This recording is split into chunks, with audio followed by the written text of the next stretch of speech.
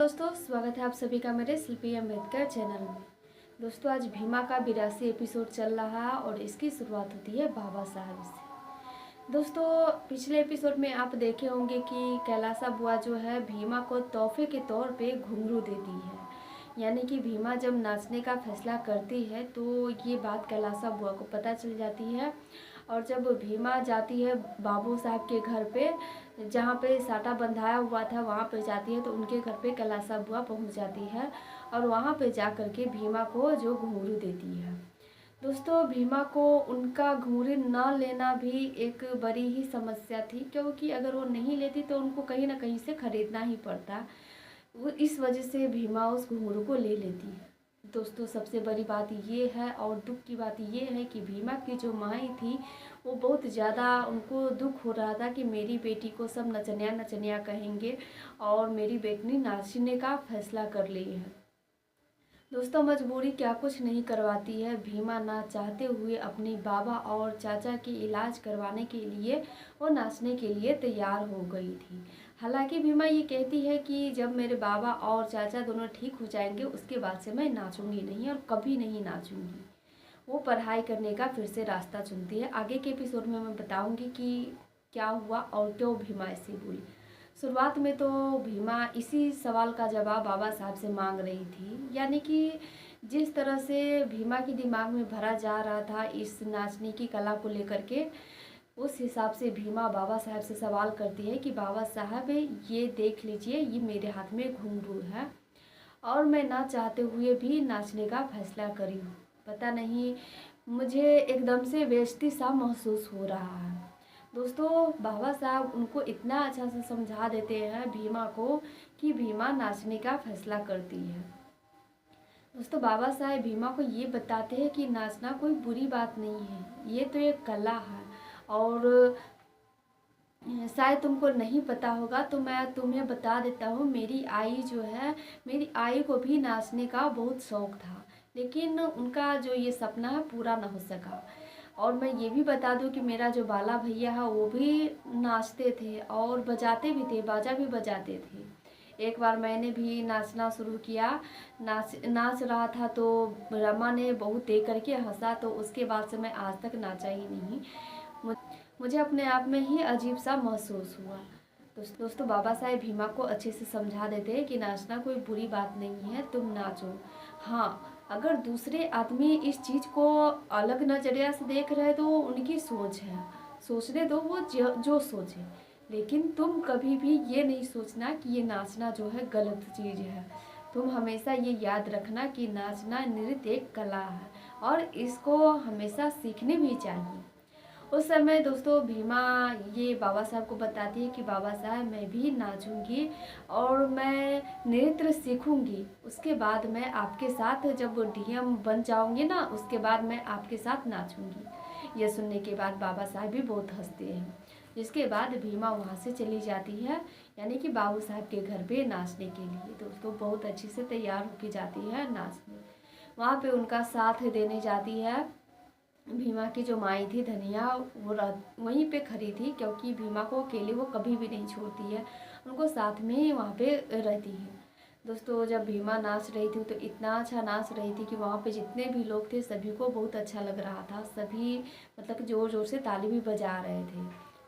वहाँ पे बाबा साहब भी पहुँचते हैं, बाबा साहब भी भीमा का नाच देख रहे थे और जब भीमा की माई थी वो वहाँ भी बहुत ज़्यादा रो रही थी, उनके आंसू जो था थम ही नहीं रहा था, उनको बहुत ज़्यादा बुरा लग रहा था कि सब किस नज़र से देख रहे हैं मेरी बेटी को।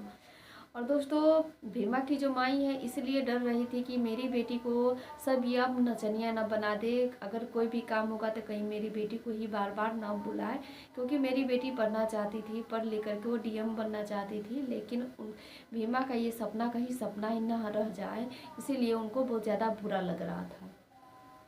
दोस्तों उधर भीमा नाच लेती है, नाचने के बाद सभी लोग जो है ताली बजाने लगते हैं। भीमा के भी आंख से आंसू आ जाता है, लेकिन वो चाह कर भी कुछ नहीं कर सकती थी, यहीं दूसरी तरफ दोस्तों जो ये विशंबर थे उनको और भी ज़्यादा बुरा लग रहा था कि मजबूर करके भीमा को नाचने के लिए मेरी अम्मा ने तैयार किया। उस छोटी सी बच्ची के साथ ऐसा नहीं होना चाहिए था। जिस उम्र में वो पढ़ाई लिखाई करे उस उम्र में इसको घुंघरू थमा दिया गया, ये सही नहीं हुआ। वहाँ पे आती है धर्मशिला और वो विशंबर से कहने लगती है कि अब सोच कर के क्या फ़ायदा होगा देवर जी, अब तो भीमा नाच ली होगी।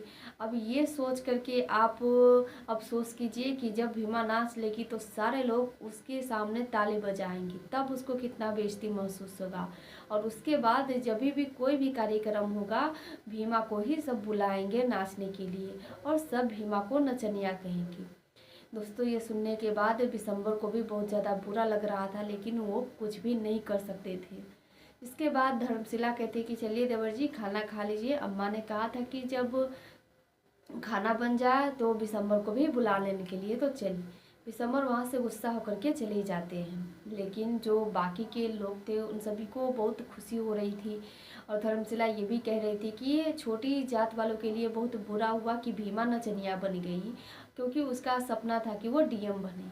लेकिन हमारे जात वालों को बहुत अच्छा हुआ कि उनको एक नाचने वाली मिल गई। दोस्तों यहीं दूसरी तरफ जब भीमा नाच लेती है तो देखती है कि उनकी माई रो रही है, तो जा कर के अपने माई की आंसू पोंछती है और कहती है कि माई आप रोइए मत, और ये नाचना कोई बुरी बात नहीं है। वहाँ बाबा साहब भी खड़े थे, बाबा साहब देख करके मुस्कुरा रहे थे।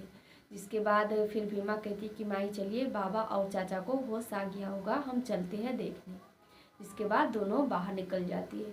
लेकिन दोस्तों ऊंची जात वाले जितने भी लोग थे सभी की नज़र भीमा पे थी। वो उनका पीछा नहीं छोड़ते हैं, भीमा के पास पहुंच जाते। जब भीमा और धनिया चली जाती वहाँ से आधे रास्ते तक, वो सभी जो थे उनका पीछा कर रहे थे।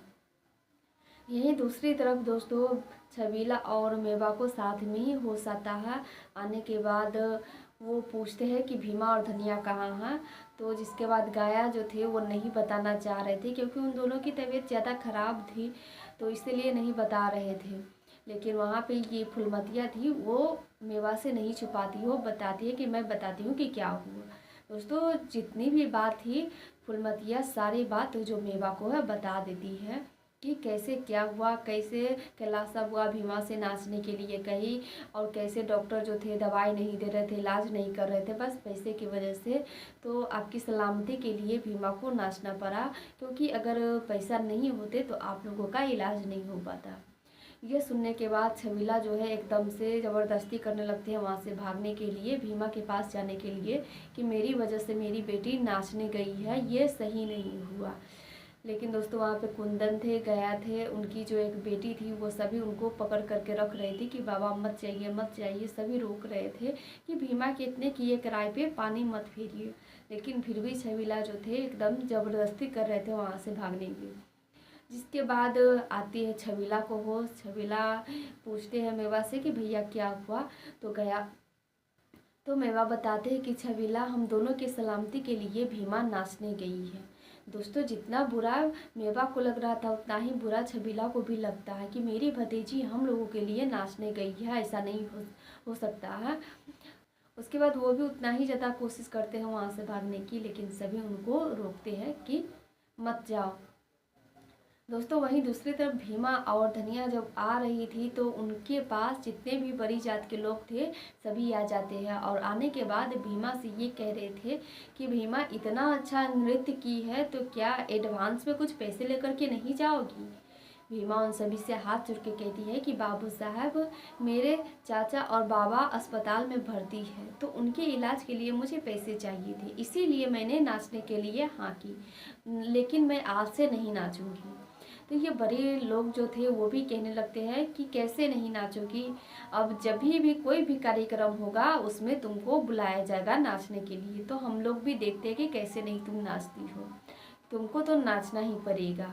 और अब से हम लोग तुम्हें भीमा नहीं कहेंगे, अब से हम सभी तुम्हें नचनिया कहेंगे। यह सुनने के बाद दोस्तों भीमा और भीमा की माई को भी बहुत ज़्यादा बुरा लग रहा था। साथ में भीमा उन सभी से ये भी कहती है कि मैं आज के बाद से कभी नहीं नाचूंगी। तो सब पूछते कि नाचोगी नहीं तो फिर क्या करोगी। तो भीमा बताती है कि मैं पढ़ाई करूँगी। यह सब सुनने के बाद और भी ये बड़ी जात के लोग थे हंसने लगते हैं, उनका मजाक बनाने लगते हैं कि इस उम्र में पढ़ेगी। दोस्तों वहाँ पे तो उन सभी को बुरा लग ही रहा था। अब इसके आगे क्या होता है ये मैं अगले एपिसोड में बताऊंगी, क्योंकि आज का एपिसोड जो है यहीं पे समाप्त हो जाती है। फिर मिलेंगे दोस्तों अगले एपिसोड में, तब तक के लिए जय भीम।